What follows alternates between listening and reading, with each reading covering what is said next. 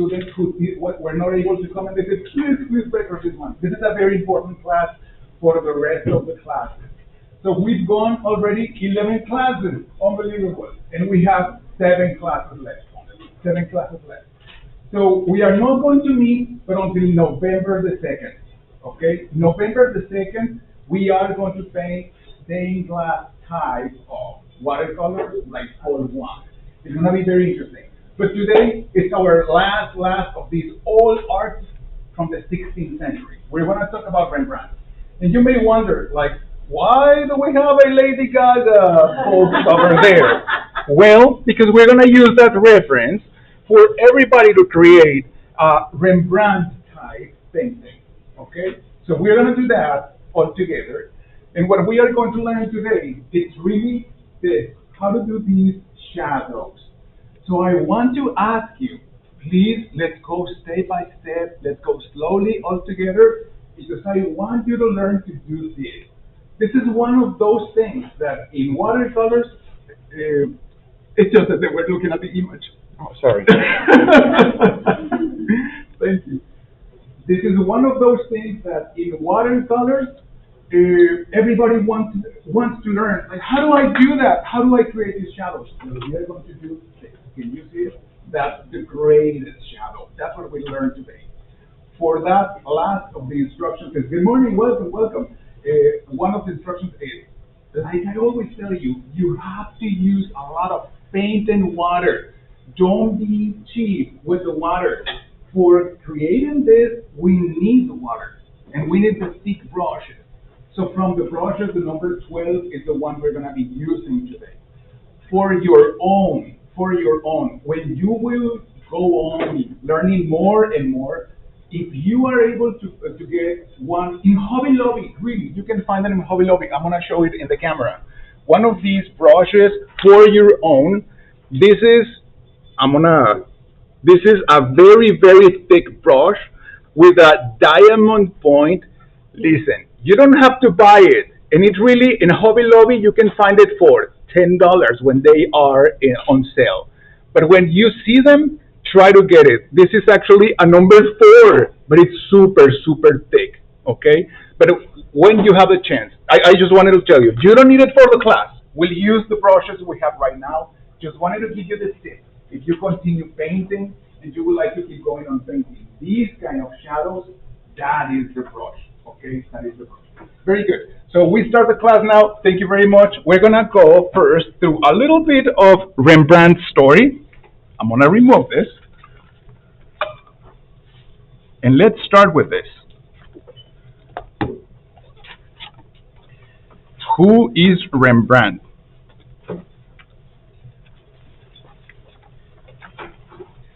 Like I showed you the other day, throughout the different seasons of art and throughout the different seasons in the different eras, there is a series of friends.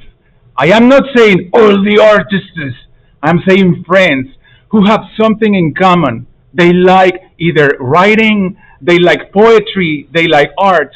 Well, in the 16th century, there were all these artists who created beautiful art, which was very realistic. One of the very first ones was Rembrandt. Rembrandt, don't think about a rich boy from a rich family. No, think about a humble boy who was born in a very small town in Holland, where during those times, Holland was not like the touristic place that we think of right now. Holland was an up-and-coming place where there were some people that wanted to get ahead in life. You remember in this class, we look at the story of the artists from the most real perspective. So we are not going through the very technical words. I like telling you the story that it's more vivid, okay? So this was the humble boy who was born in the 1600 years in a small town in Holland. Rembrandt was one of these artists who had a family, and as he grew up, he had a beautiful wife named Sasaika. Just let me pull my glasses. Ooh, where do I have my glasses? There. Just a second. Saskia. Saskia was his wife, and there, I told you in advance to the class, we will talk about a very dark type of style of painting. Why is it so dark? Well, guess what?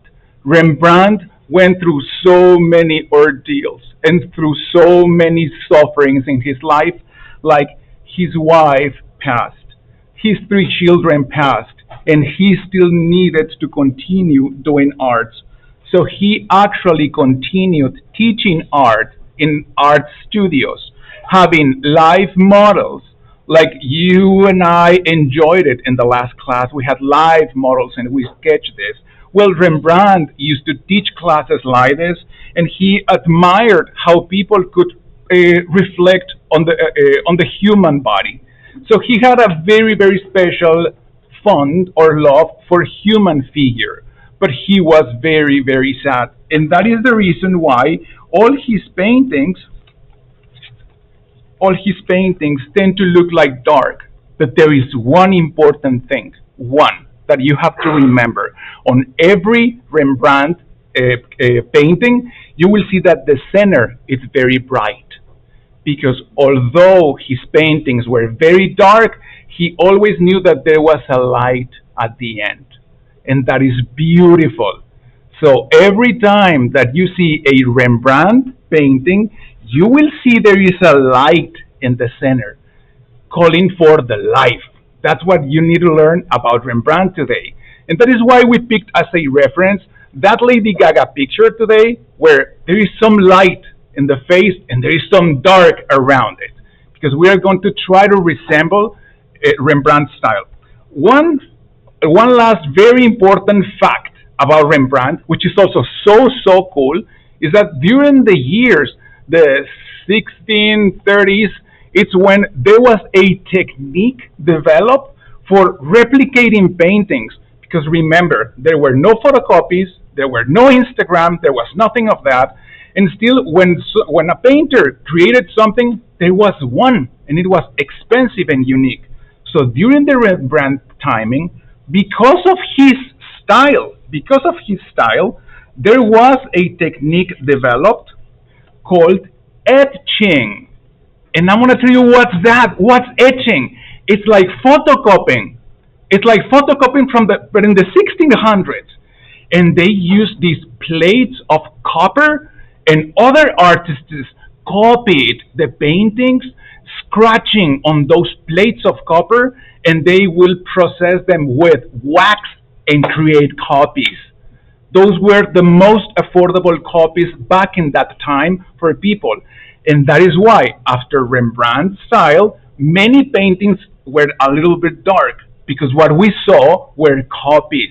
Okay? That is what's very interesting.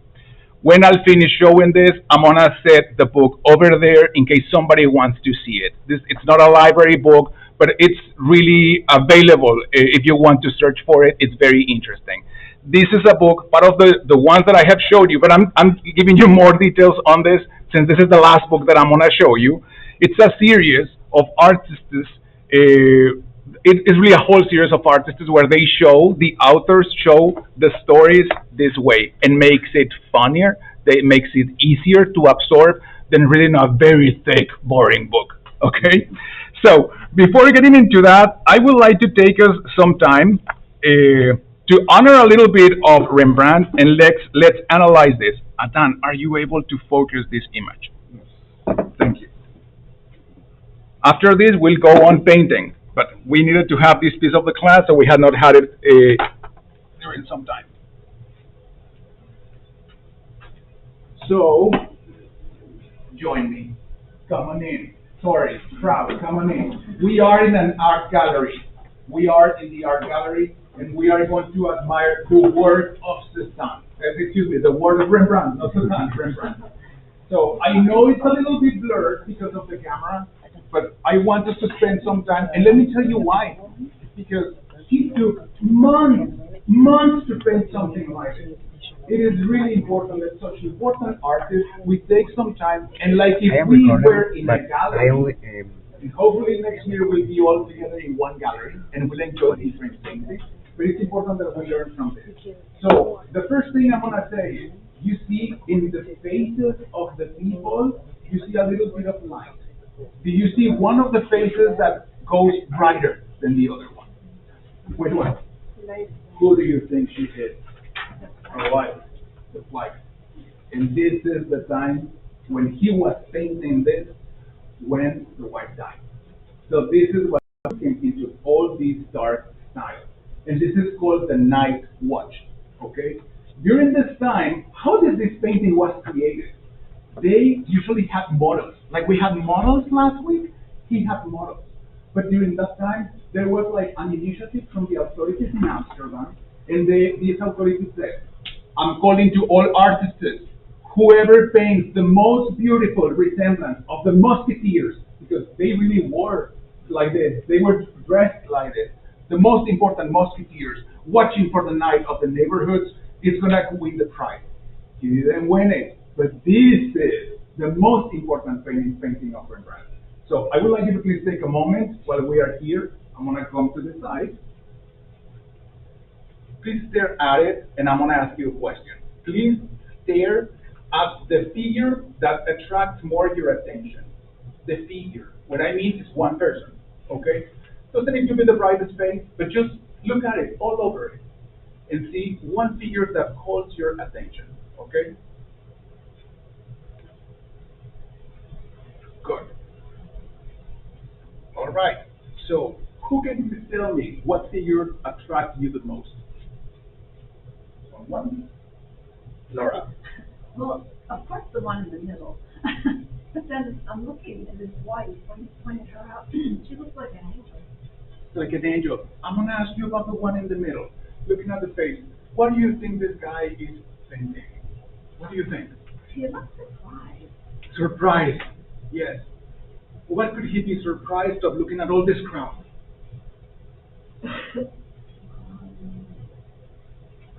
Was he one of the musketeers? Maybe. And Let's. maybe there were people that were coming after that? Very good. Maybe they were being chased.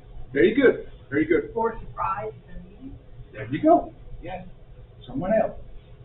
Yes, ma'am. The Jill at the side and like the monochrome print suit that we have years ago, but you know, be able to night watch and sort of blend in with the night, not stand out. Perfect. Wow. Yes. Do you see these ones that you notice? Probably have more money than the others? Maybe. Because have different robes, different garments? No? Maybe? Okay. Very good.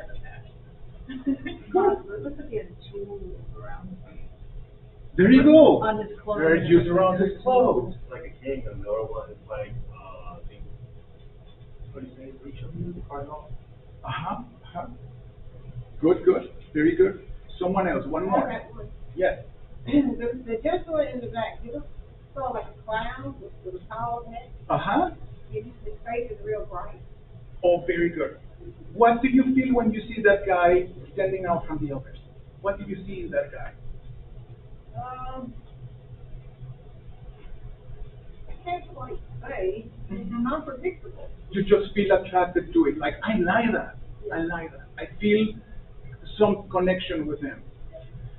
This is why artists cannot paint to fit the eye of one person, of people. This is why artists like you have to paint for you. For you, for you, for you. When you paint for you, everybody will see something different. Like last week, I'm gonna give you an example. I was passing by those who were sketching, and I saw Caroline, whose birthday today, and she's not in class today. And I thought like, oh my God, this is amazing. I need to have it, need to have it, need to have it, need to have it. And she gave it to me, and I have it because sometimes there will be pieces of art that move something on you, move a feeling, or make you reflect on it. And when you see it, it even brings you to a relaxing stage. Like, oh, I love that. Okay? That is why we all artists have to learn. First, to take a moment to admire the art of others, take a look at something that attracts your attention, and try to raise your feeling. Like, why do I feel attracted about that? And ask the question yourself, ask the question. So when you're walking a gallery, and you see just a painted spot there, and many people criticize it like, oh, that's garbage, I don't know why they build so much. You don't pay attention. Your art artists who are getting prepared to see that paint of the spot, stare in front of the paint of the spot, and let your feelings arise. Okay? Even if we feel like paint of the spot, so empty, so lonely. That's it. The artist had accomplished what he wanted. He expressed something, and you felt something, even if it was a paint of the spot. All right, everybody back to the workspaces. We're gonna go paint Rembrandt. Thank you. Oh, like there is some cascade of water, maybe there, or some light coming in. There you go. All right, everybody should have a cup of water. Your watercolors. So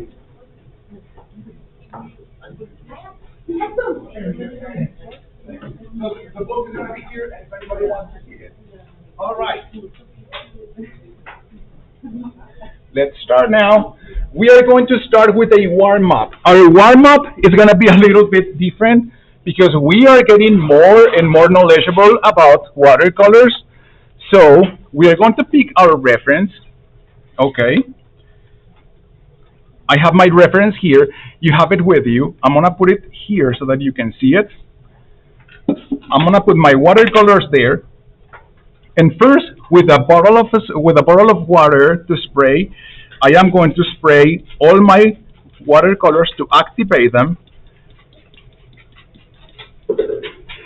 In our warm-up, we are going to practice first taking the colors we're going to be using. Okay, we're going to paint the colors we are going to be using. And today, we have to mix colors. So if you want to take notes, take notes. It's fine. I am going to grab my brush, just a second. Let me bring a napkin. I'm going to put my napkin over here. All right, just a second. You know what? Let me actually put a napkin beneath my palette so that you see the colors better. Hey, the colors in my camera change a little bit, yes, because of the camera quality, okay? I hope you can see them. But if you see the palette, and if you have a similar palette, it's fine. We're going to be using basically the same colors. We are going to go for the background, okay? For the background, I want to pick a little bit of green, and I'm going to put it here, a little bit of green, and then I clean my brush a little bit. Don't worry about the green, like a green sap green, thermogreen. No, pick a green. You just pick a green. Don't worry, just pick a green. And once I pick a green, I pick brown, a little bit of brown. And it's super, super brown, so I clean my brush and bring more green to it. So brown and green, I'm gonna pick more green. Brown and green with lots of water, it's what's gonna give me the background. And I am going to paint there just a square, okay? That's my background, all right? Green and brown, green and brown. Do not forget, after you do this, clean your brush. It's very important. Green and brown. Doesn't have to be exactly the same. Remember, my camera may sometimes play a little bit with the colors. That's green and brown. And we are doing it in the perforated piece of paper, which is the one we'll use for warming up. I'm gonna wait a little bit for everybody to do this. I'm not getting that nice yellow that she has. Mm-hmm. I'm looking sort of like mud. Let me go there. Uh-huh. That's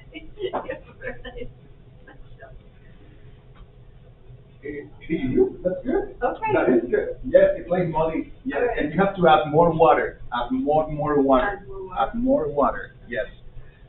But that's it. So, everybody ready? Good. I'm gonna go for the next mix. This is just warm up, all right?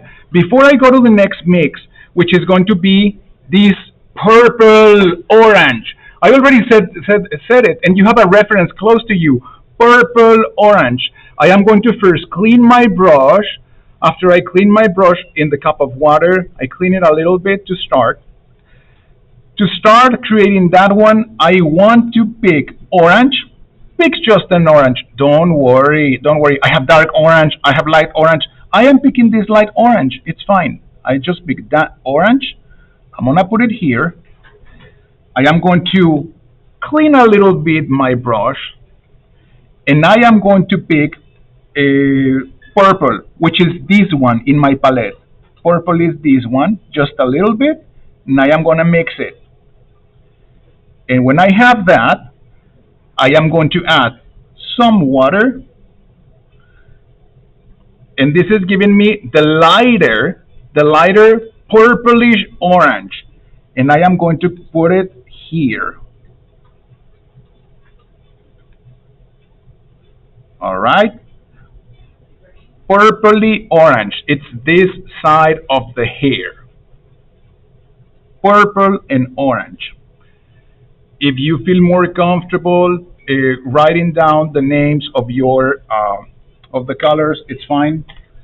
Like if you say here green and yellow, and you put in here purple and orange, so that you can remember later when you will be painting. Okay? Very good. In my case, I am going to go on cleaning my palette so that you can see the colors cleaner when I'm mixing them. But you can keep them in your palette, it's fine, and at the end we'll just clean it. And we are gonna do now the darker purple orange, which means we still need the orange, and you can use any orange, the very dark, the very light, no problem.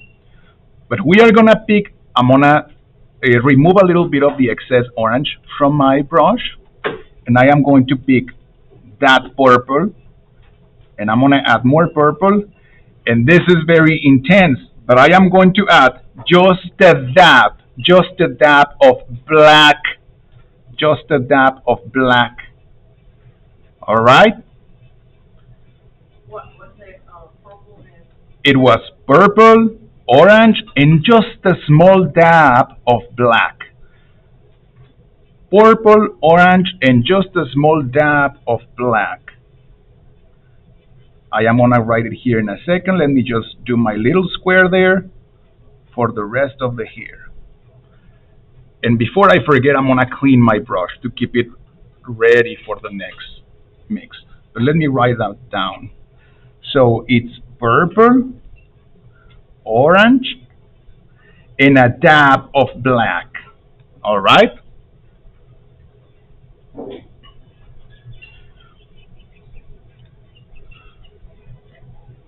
There are only like 4 or 5 mixed colors that we will do. Okay? Don't worry. Don't worry. Everybody ready? Okay. So far we have mixed yellow and green. We have mixed purple and yellow and green for the back of the piece. Purple and orange for the base or the foundation of the hair. Purple and orange. More orangey than purple. And then purple, orange, and black for the darkest of the hair. Okay? Good to go. We're gonna go for this blue. We're gonna go for the light blue.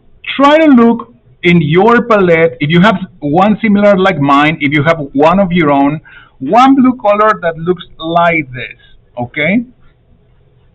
That is not so dark. Look at this color, okay? Let's not go for difficult names. Just look for... Oh, sorry. Sorry. I'm gonna go... Okay. This is the light, this is the blue that, don't change it, please. This is the light blue that we are going to be pulling. So try to look in your palette for one blue like this one in my palette if you have a different palette, okay? So we're gonna pick this one color, okay? This one color.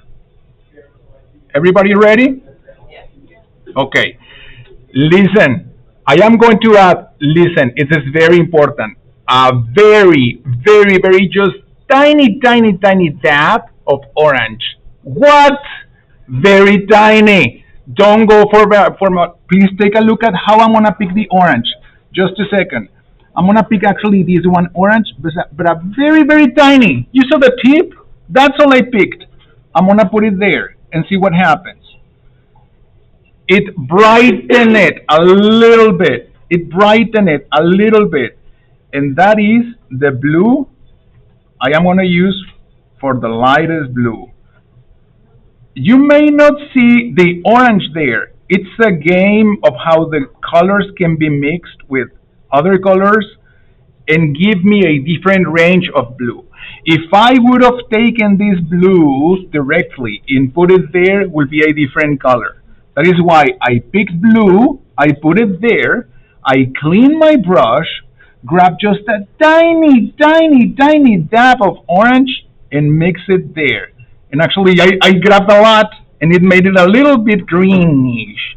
But just pick a little dab, and you can add water so that you can play with it. Okay?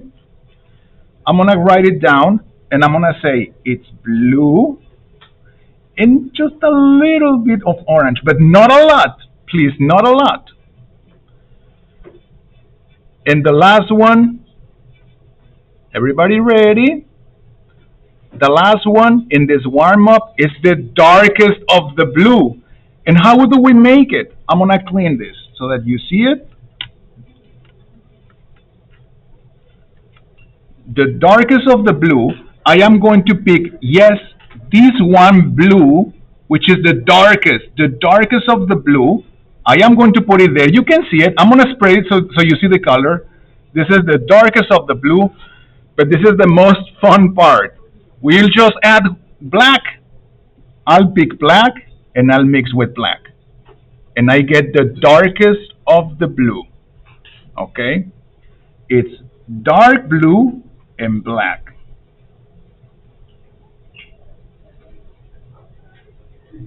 All right? I am going to clean my brush, put it on the side, and I am going to write in here is dark blue and black. I am very quickly going to go around the room and see your colors, and then we'll go to the next step in this one. Very good. Very good. Very good. Very good. Very good. Very good. Very good. Very good. They need to go a little bit darker, just a little bit. That's very good. Very good. Very good. They need to go a little bit darker. One, two, three. Very good. Very good. Very good. Very good. They need to go a little bit darker. Very nice.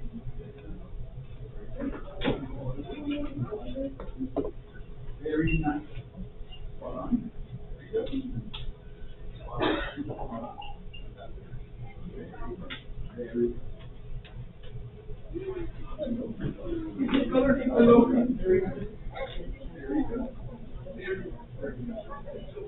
all right. So last part, again, as I told you, I know the camera brings me to this type of blue, which is like super light, and it's like for light. Sorry about that in the camera quality, but I went to see your colors. Thank you. Thank you for trying to follow as much as possible. All right, last part of our warm-up. This is the fun part. Everybody ready? We should have right now in here the last color we created, which is the very, very dark blue. Look at what I'm gonna do, because I want you to do exactly the same. And for that, you should have enough paint in your palette. I'm gonna say this again. If you have a little bit dab of color, it's not gonna work. So you have to have enough paint in your palette. I'm gonna do it again so you see it. I'm gonna pick the dark blue. I'm gonna add more there. The dark blue. I'm gonna add black. And I am going to add plenty of water. If you see, I have plenty of water. Okay? So this is what I want you to see. And I would like you to see it when you're ready. Everybody ready to see this? Because you're gonna have go through this.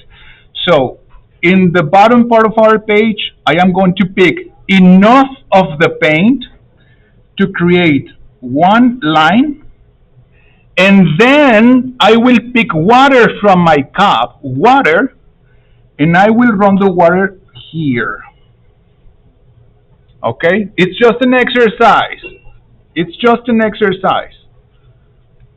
So you draw a line with the dark color and then pick water and run the water. In any space that you have, create one, will create a second one. Okay? Yes, yes. I am going to pick enough of this paint. Let me pick another napkin just a second. I am going to pick enough of the paint. I'm going to do it here. I am going to create one line, and then I pick water from my cup. I pick water, and I will do this. I will run the water and see how the watercolor moves. All right? You have to pick a lot of water.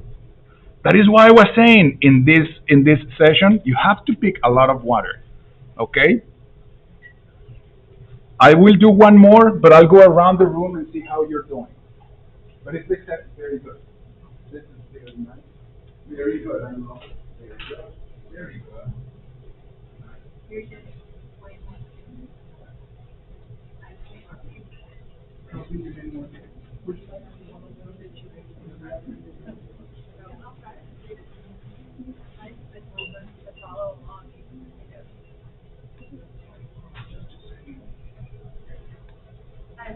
Okay.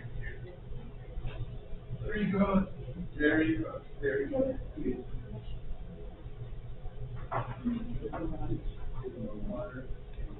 It's nice. Very good. Very good. More water. Very good. Very good. Very good.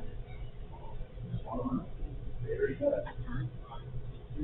Very nice. The first one was yellow and Very green, good. right? Very good. That's the running one. Brown. Green? Oh, yellow and brown, Green and brown. green and brown. Green and brown, yeah. For the watercolors to run, it's very important that when you draw the line, you don't wait long. Please let me say that again. When you draw the line, you cannot wait long to bring the water and spread the color.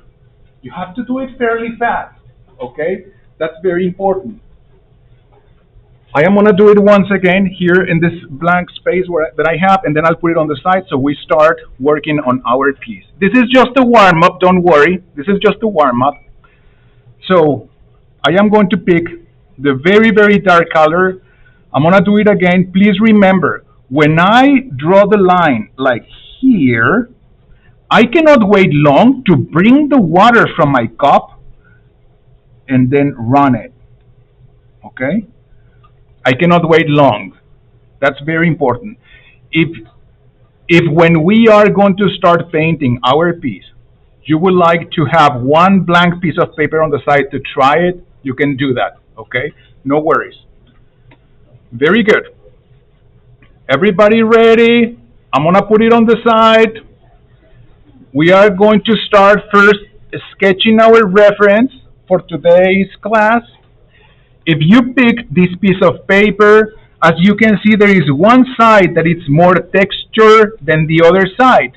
So go to the side that has the most texture in it, okay? On the side that has the most texture.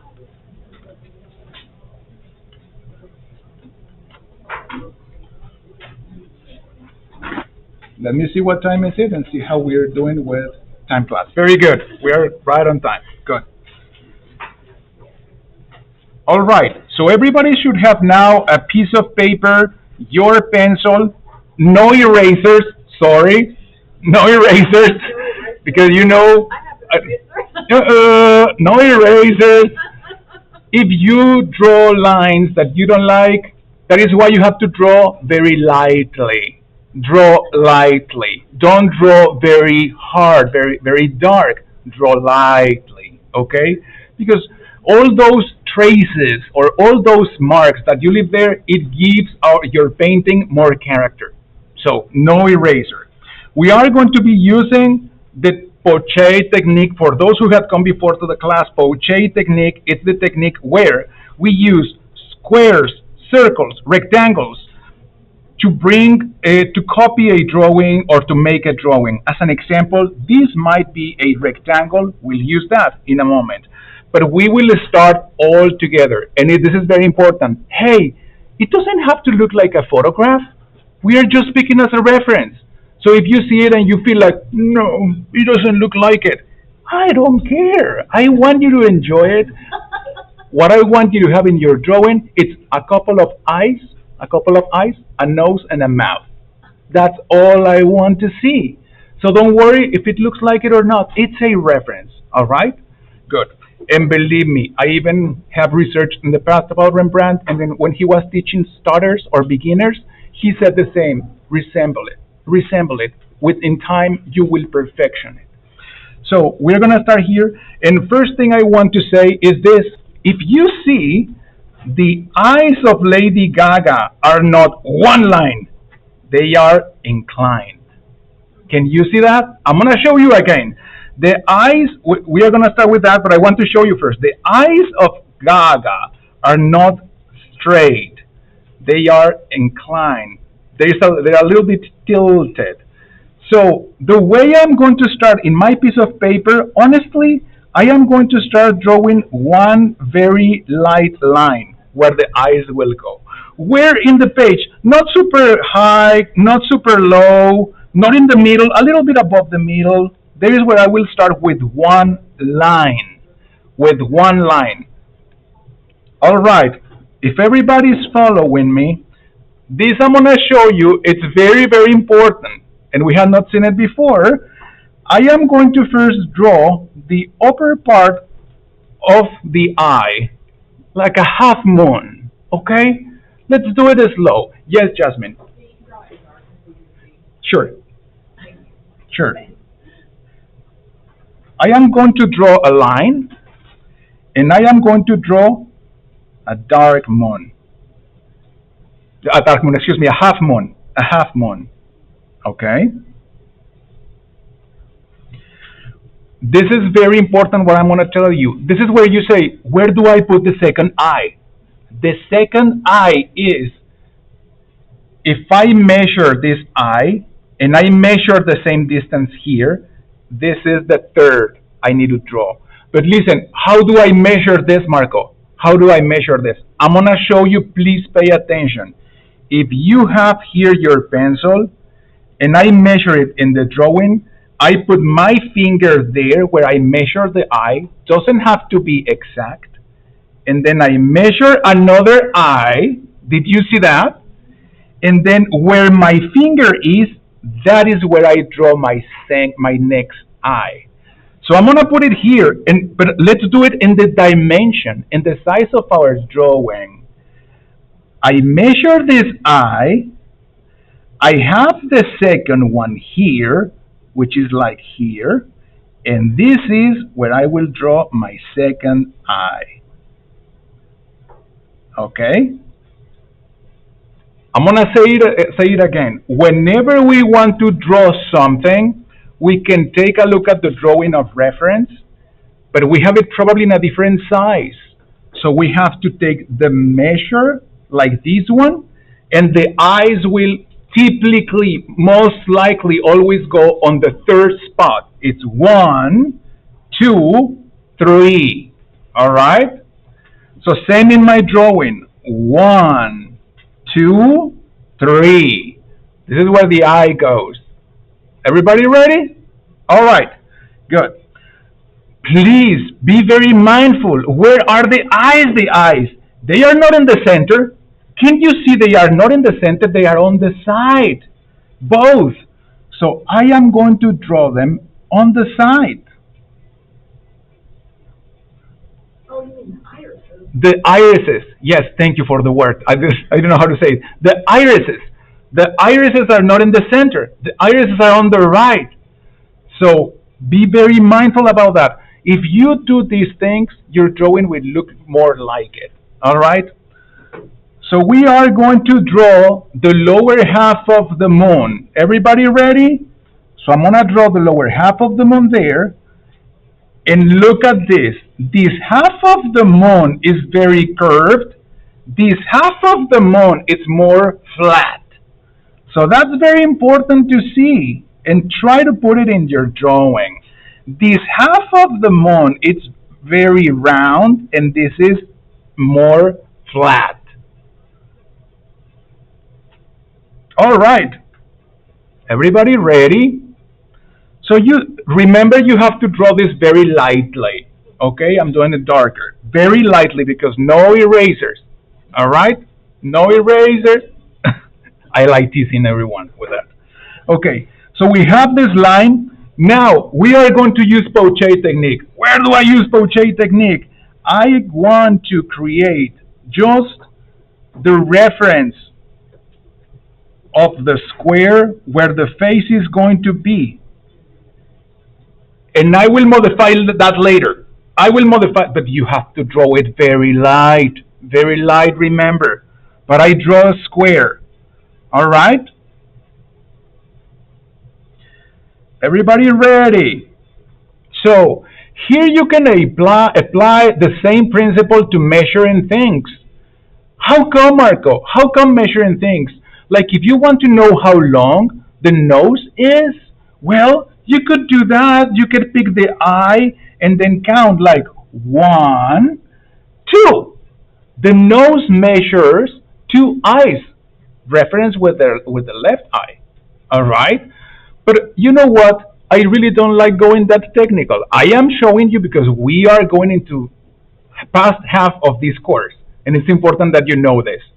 But to be honest, I am just going to create here just a little bit of the reference of the nose. That's all I'm gonna do there. I am not going to worry a lot about the measure of the nose. Really. If you want to measure it, I'm fine with you. Totally fine with you.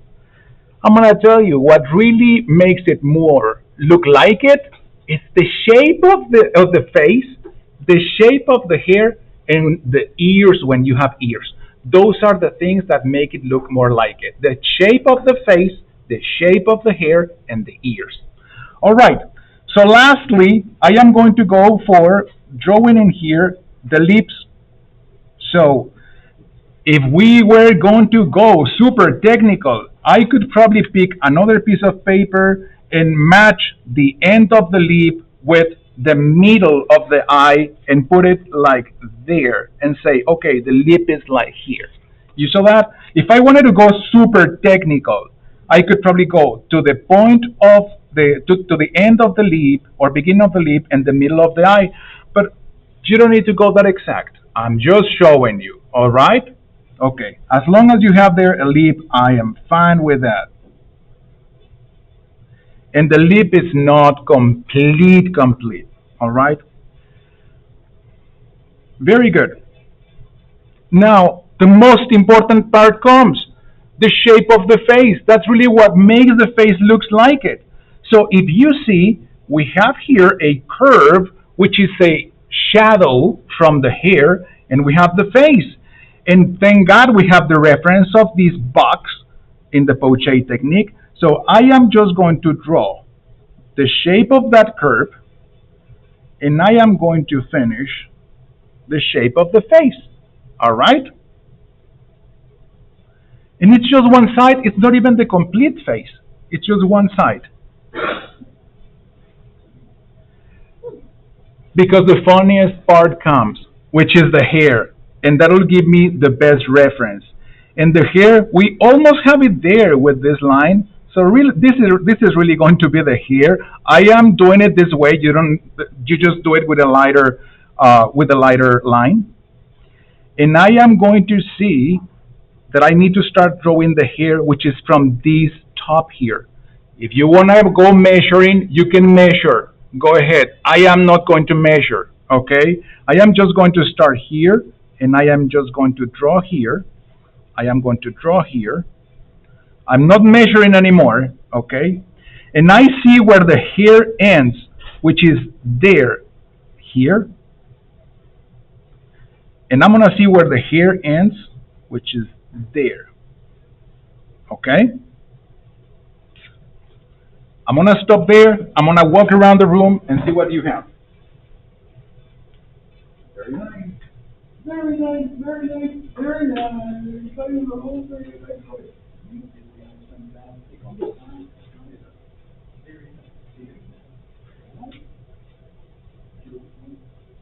Going to draw the space where we will have feathers and do it very, very sheer, please. You know I'm doing it darker. Thank you, Jasmine, for recommending to do it darker for you to see it. But I'm gonna just draw where the feathers will go. Some feathers will go like this. Some feathers. Remember, I'm doing it dark because for you to see it. But please don't do it that dark. Just to see where the feathers will be. Okay? That's all I'm doing. Before I finish doing this, I want to make sure that I know where the nose is. So I am going to create here just a line for the shadow.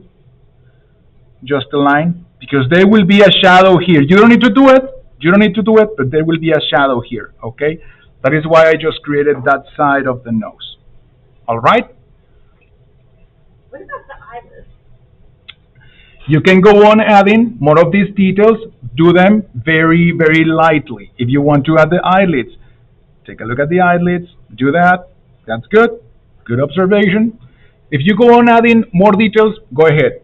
Free to do it. Free to do it. I just gave you the general reference. All right. Everybody ready? Let's start painting. Everybody ready? All right. Maybe by now my watercolors are already very dry, so I will just spray a little bit more of water.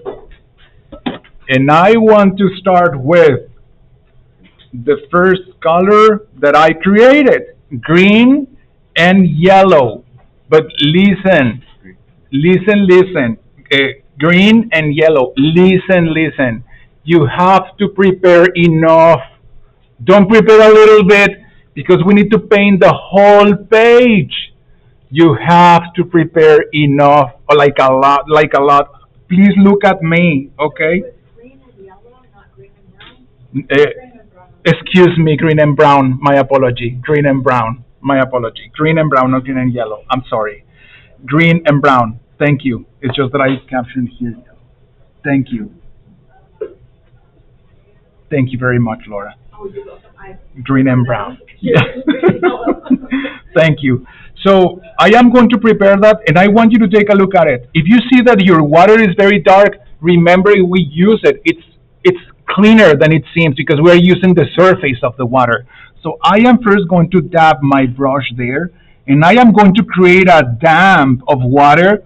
I know it's difficult to see in the camera, but I'm bringing the water first, and then I am going to bring the green, and I will bring the brown. What I want you to see is that I'm preparing a lot, and this is very, very, very brown. I'm gonna bring a little bit more of the green. I know your brush is smaller. It's fine. It's not bad. I'm just saying you need to prepare enough. If you don't prepare enough, the only thing that happens is that you will take some time to prepare more, and your painting will be cut, okay, in the background. So I'm gonna start with this. I think I have enough, and I am gonna start painting everything. Everything. And actually I pick water from my jar. I pick water from my jar to make it slide faster. And I pick paint all over on top. And listen, do not over add brush strokes. Once it's done like this, I'm done. I'm done. I don't overdo the brush strokes. But listen, listen, and please take a look this very carefully, very carefully. Before this dries out, I am going to clean my brush, and I am going to remove some of the paint from just the face on this side, where it's lighter. Did you see that? All right, go ahead and let it set to dry, please. You have to add a lot of water and then pick water from your jar. I know in the camera doesn't completely look like when I remove. But I want to go through so that you see where I remove the paint. Okay. Keep going. Add more water from your. No worries.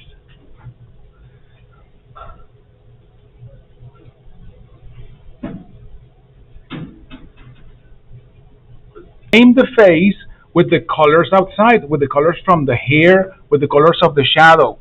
So this is what's gonna be very, very important. Let's go in steps. So first, let's get the hair. And to paint in the hair, we have to be ready, and I'm gonna show you the reference. We have to be ready to paint the light color and the dark color, and it goes a little bit fast. So it's important that you see it. Overall, I want to tell you, if you don't like the result, like, oh, I don't like how this is turning out, immediately pull it. Immediately pull it, take it out to dry, and do it again. Okay? So don't wait long. If you want to pick a napkin, you have napkin. But if in case you don't like it or you have roll paper there, have it available. So if you don't like it how it's turning out, immediately pull the paint. All right. So to prepare for the hair, I need to prepare the purplish orange, and I need to prepare the purple, the dark purple. So I am going to prepare those two colors here, and I don't need really all that much, but I need enough to go through the hair. So I said for the purplish orange, I will pick orange. I'm gonna put it on this side. I am going to pick a little bit of purple to make the light color. I'm gonna pick a little bit more of the orange. Just a second. I'm gonna prepare the two colors first. There. And then I am going to prepare the darker color, and I'm gonna put it in the other side where I start with picking water from my jar or my cup. I pick water, and then I'm gonna go purple, orange, and black. I am gonna add. First, I clean my brush. I'm gonna pick more orange, more purple. I like that better with more purple, and a dab of black. And I am going to add water. So I have my two colors there. I am going to clean my brush. It's always the step, cleaning the brush to start painting with the lighter color. And I am going to start with the bright color, and I want you to take a look at this. I am going to go through the hair.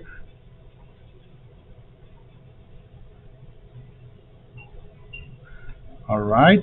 It's kind of the base of the hair. And the reason why I told you that I wanted to be ready to paint with the darker color is because when I am in that step, let me remove this so I see it. I pick the darker color and take a look at this. And I need even darker.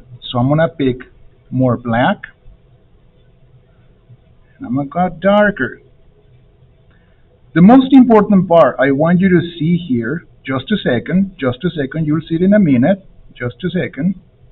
It's how to bleed the shadow. So once this is there, I clean my brush a little bit, I pull water from my jar, and very, very lightly, I pull this color.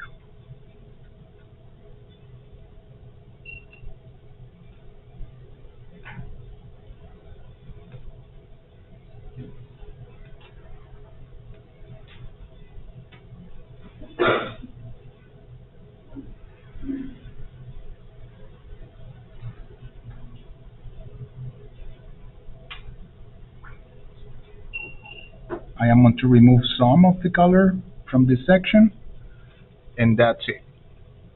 Does the paper need to be completely dry from the background? It can be dry. Yes, I actually used it dry so that it can move it better. If you have it pre-wet, it'll go everywhere. Can I Yes, see how yours looks? It sure. looks different on the screen. Let me just put it somewhere. Just a second.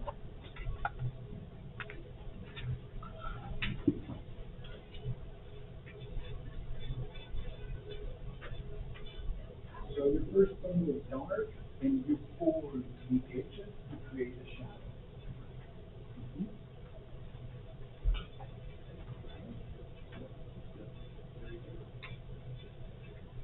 This thing is dark, and then towards the construction towards the color to create a shadow.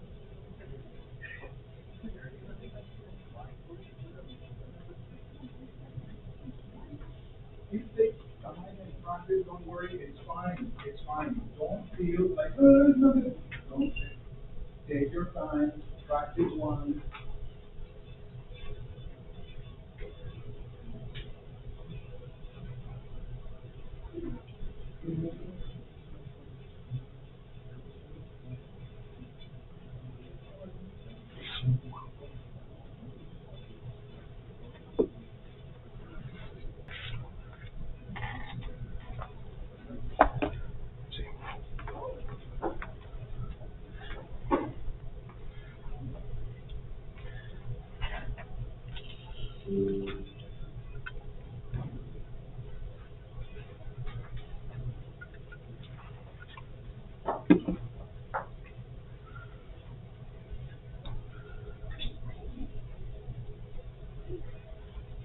Déjame hacer una corrección aquí en el mío. Es que esto está un poquito más frío.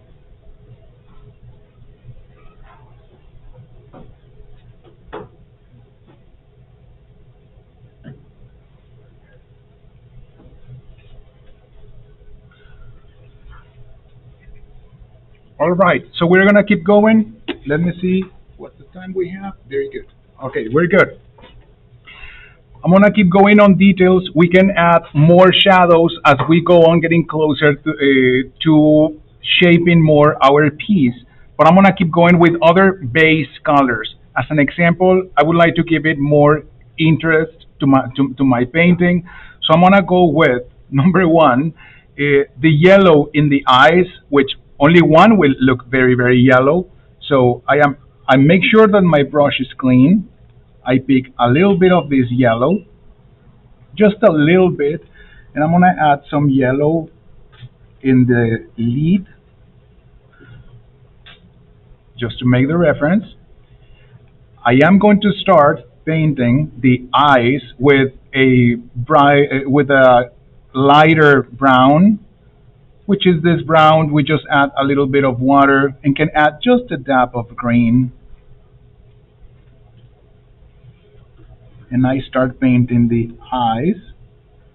Remember, there will be details which we will be able to create towards the end of painting my piece. The brown and green. Brown and green, brown and green. And I didn't do the inner of the irises, I just did the base color, which is a brown and green. I am gonna do the lips, and I made a correction in the lips because it was very low in my drawing. So I am going to pick one red color. This red, it's fine. And to darken that color a little bit, I am going to use a little bit of brown, but that was very, very brown, so I'm gonna bring more of the red color. And I am going to do the lips.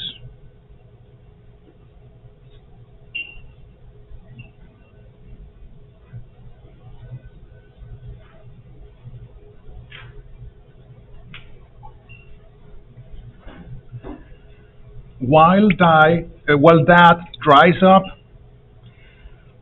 I am going to still use this dark color that I have in my palette in the hair while it's already drier, and I'm gonna make sure I have enough of this dark color. And I am just going to create some of the details. in the hair.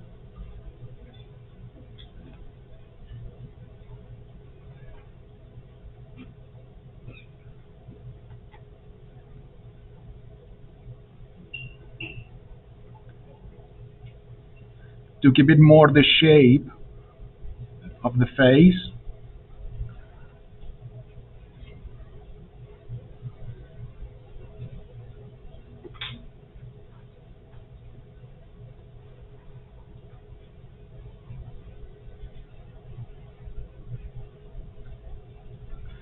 So when watercolors dry, they dry more opaque, as you know. So although we used a very dark color in the hair, when it dries up, you see how that it's not so dark. That is why I'm going over a second time on just some sections of the hair, lightly, just to frame the face even more. And you should have over there one thinner brush. You can use your thinner brush to create details in the hair. I have a very thin brush, but you can do it with the thin brushes that we have. I'll pick one in a minute. You can create just the effect of hair on the edges.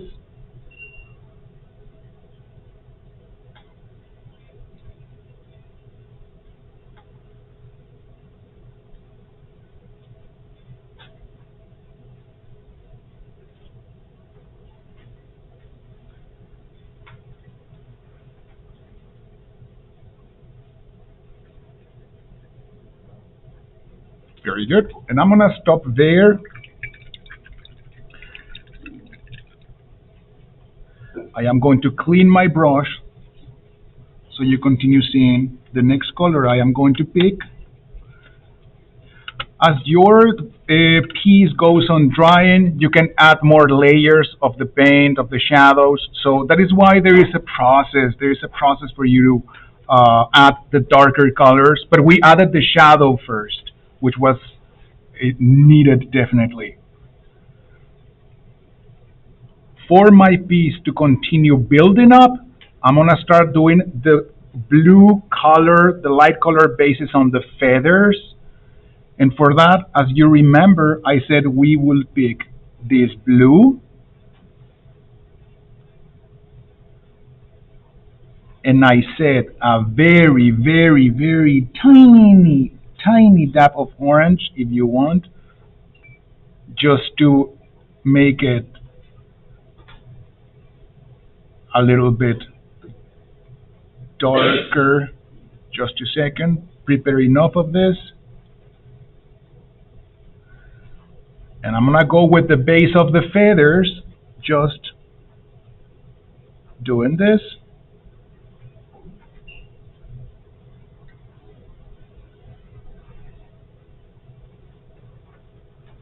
It's the base because I will still add a darker color on top.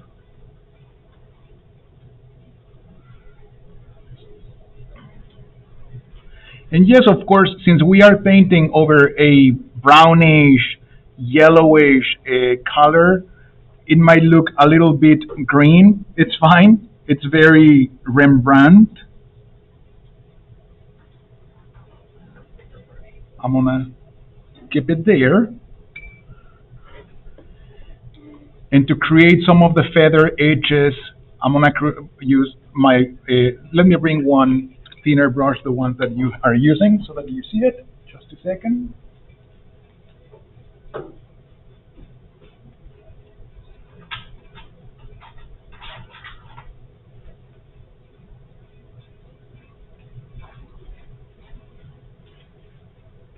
With the thinner brush, I pick the color blue, and I just add some of these edges, feathery like.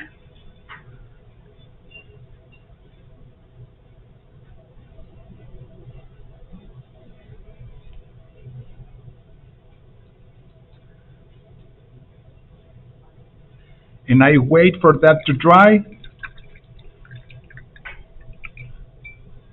because I will need to add the dark color on top, which will give it the dimension to the feathers.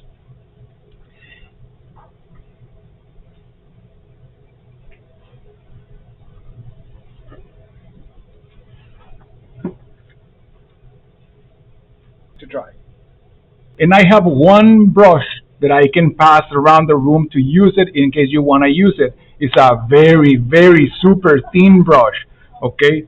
This is super thin brush, okay? Like to make very fine lines. But I'm gonna start by saying this. While you have your drawing and to start giving it more character, one thing you can do, honestly, is start uh, adding some of the dark color to the edges of the upper side of the eyes. Even do it with your pencil. It's fine. It'll start popping up a little bit more. I'm gonna do it with one brush. Again, this is very thin. You can do it with this brush, but you have to do it very finely. Since I don't have thinner brushes than this, please try to do it slow, or you can borrow this one from me. But once you start adding the dark lines to the eyes, everything pops up. So the way I do it, and I remove some of the paint from the eyes so that you could see it. I'm gonna show you. I'm gonna pick black, black as it is, really black. So, yeah. But it's just for the details, just for the details. I'm actually gonna move a little bit my piece of paper to do it finely, okay? So let me put on my glasses.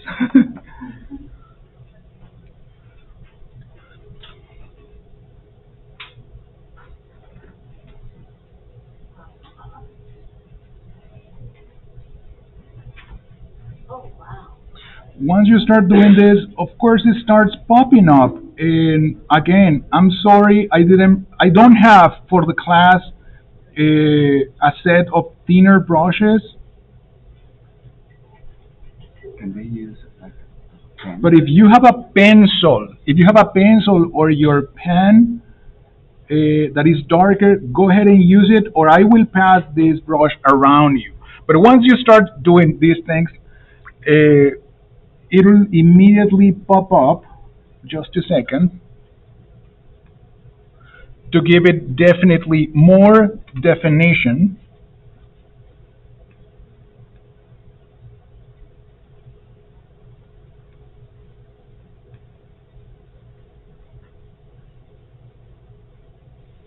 Just that, it's enough to give it a lot more definition. And again, uh, You do it maybe with the tip of your pencil, rubbing a little bit of color. yes, you can do it with the tip of the pencil. Please go ahead, do it with the tip of the pencil. It's fine. Um, let me see how it looks in the camera. It definitely helps a lot to start framing the face. It definitely helps a lot. Let me actually indeed use this to put it flat. Just a second.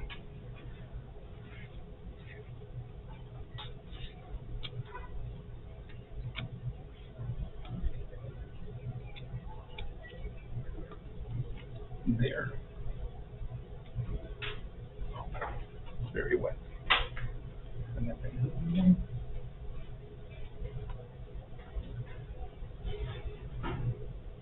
Start using the pencil for the thickness of the brush that you have, or leave it for the end and you can borrow this one. I'm sorry I only have one and we have a large class, but I'm gonna set it here in case anyone wants to use it.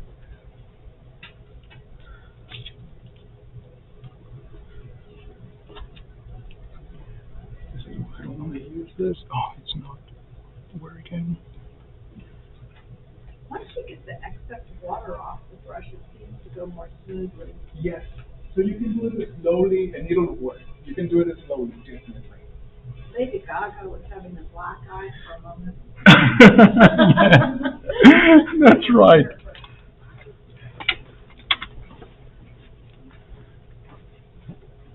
I have another one somebody would like to borrow. And then pass it on those who would like to use it.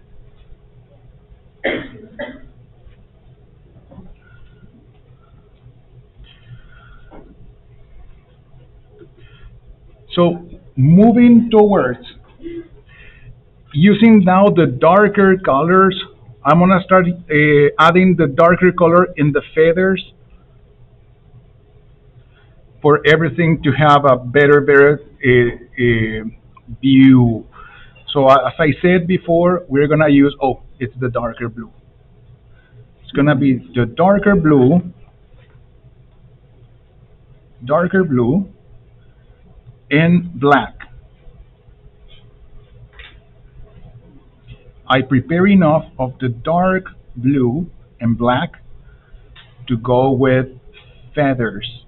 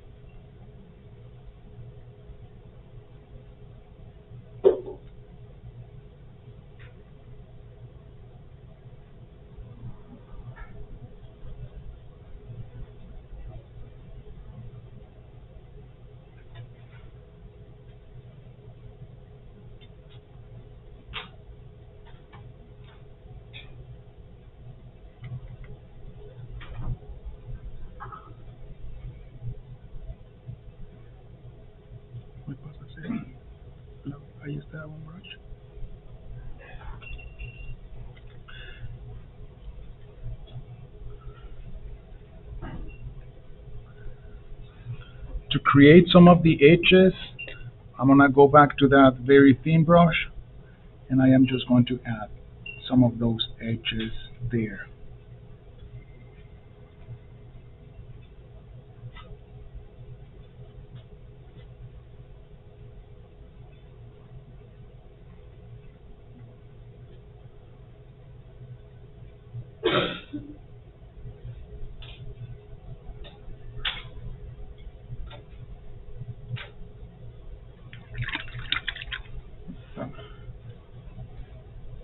Sure, the eyes, definitely absolutely pop up. So if you have an ink pen or a pen, use it for the pencil. If you want to work with a thin brush, it's there.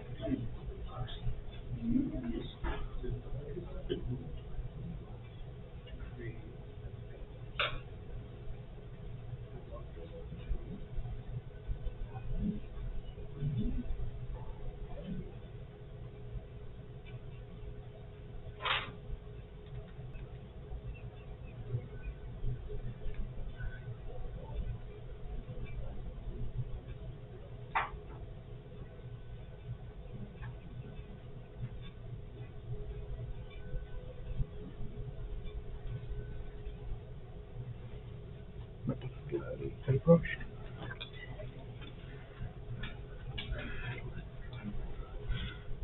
While everybody's painting, I'm gonna keep on adding as well some of the shadows myself there in the eyes. Let me put on my glasses.